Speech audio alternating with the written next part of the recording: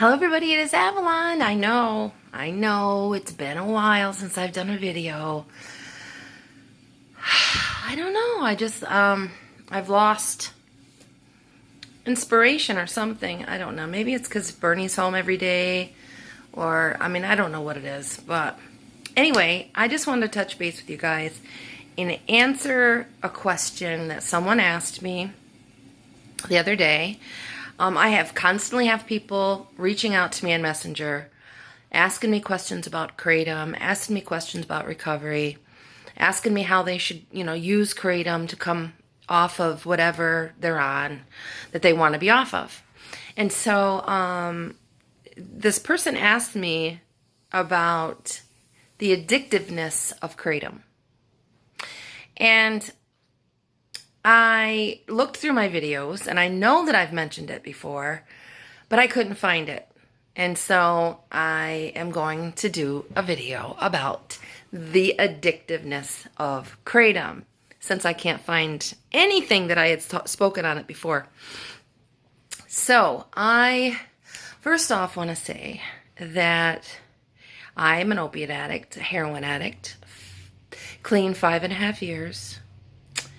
And I didn't use Kratom to come off of heroin, but I did use Kratom to come off of Suboxone for the short time that I was on it. And I swear by Kratom. I really get offended and annoyed when I read people's comments or hear them say about how Kratom ruined their life and how, in fact, I think I did a video called Kratom Ruined My Life, ? But I couldn't find it. But anyway, so yeah, because it helps so many people. And I'm gonna be honest with you about some of the things that I've heard. I've heard from some people that they've tried Kratom and they just started abusing it. And so, in that case, don't take it. In that case, then it can be a problem. Just like anything can be a problem. And I've said it 1,000 times. If you have an addictive personality, if you will abuse anything, and if you have untreated addiction, then you can get pulled in by anything. And so, for those people who have a problem and start abusing Kratom, it's so wise to not take it. There's somebody, and I can't remember her name, and she's a sub of mine, and she is awesome, and she said that, she tried Kratom, but she just started to abuse it. Like, every time she tried to take Kratom, she took too much, she just abused it. That, I applaud the honesty, I applaud the self-control to say, you know what, this isn't for me. But for the rest of us who take Kratom on a regular basis, and can take it not as directed, but responsibly, not abuse it. It is not addictive. Her Opiate Fix, the channel Her Opiate Fix, check him out if you haven't. He took Kratom, he took a lot of Kratom, and he decided to stop for a certain reason. You can go to his channel to figure that out. I'm not going to mention it here. And all he really experienced was some sweating, some just no get up and go, no energy. And I'm not sure if he had insomnia or not. I can't remember if he said he had any insomnia. Okay, but so here's the thing. I've heard a lot of people talk about how they were taking, let's say, I think one of the top amounts I heard was 15 grams 4 times a day. 15 grams, that's a lot of Kratom. That's about that much Kratom 4 times a day, at least. And they stopped because they had to go out of the country.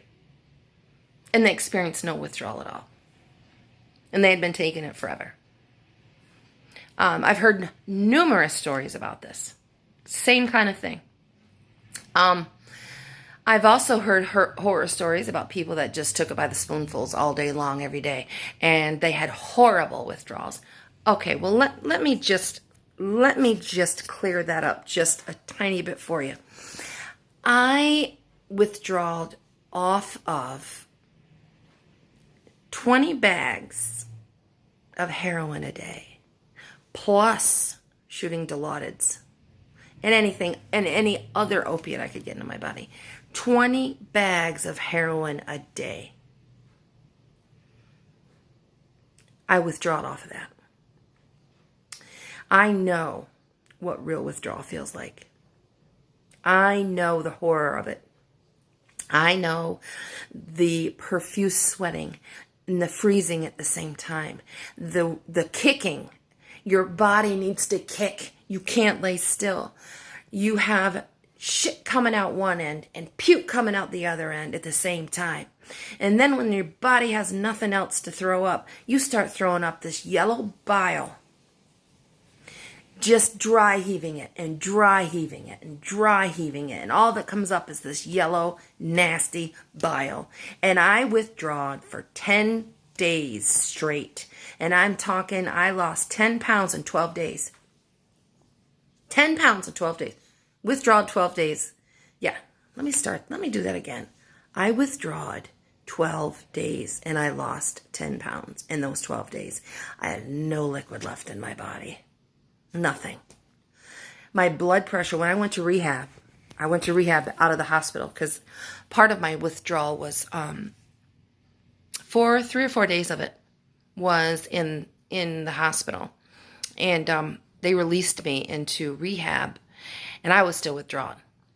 And I was just like, and they put me on meds. I was on meds. I had been on some meds. They couldn't give me some of my meds because my blood pressure was so low. Like my body was so fucked up that my blood pressure took, I'm going to say at least 3 weeks for my blood pressure to stabilize. It was so low. I have, when you're in the midst of addiction, you don't realize the effect that it has on your body. You just don't. And it just wrecked my body.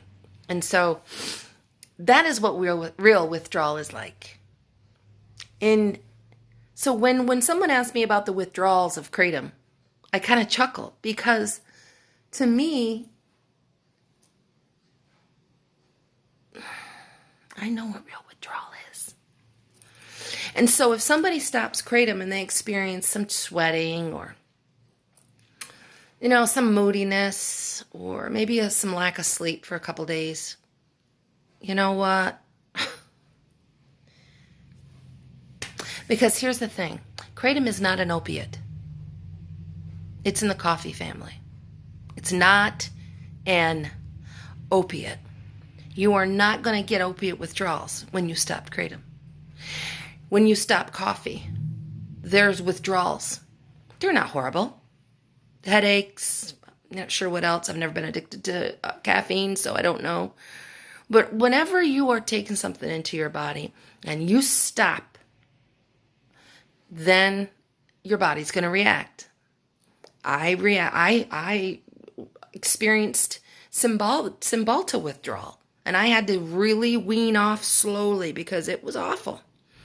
And so, no, Kratom is not addictive, despite what the FDA or big government wants you to know, or not want you to think. It is not.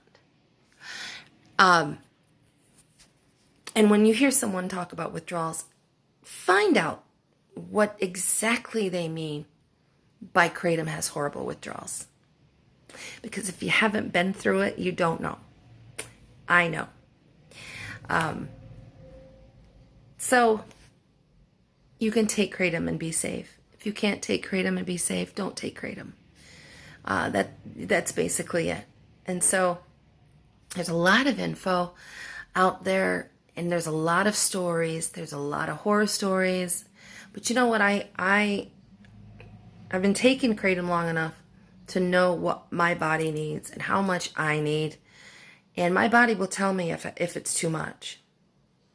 There's something called the wobbles, that if you take too much Kratom, you get the wobbles, you don't feel good. It's not fun.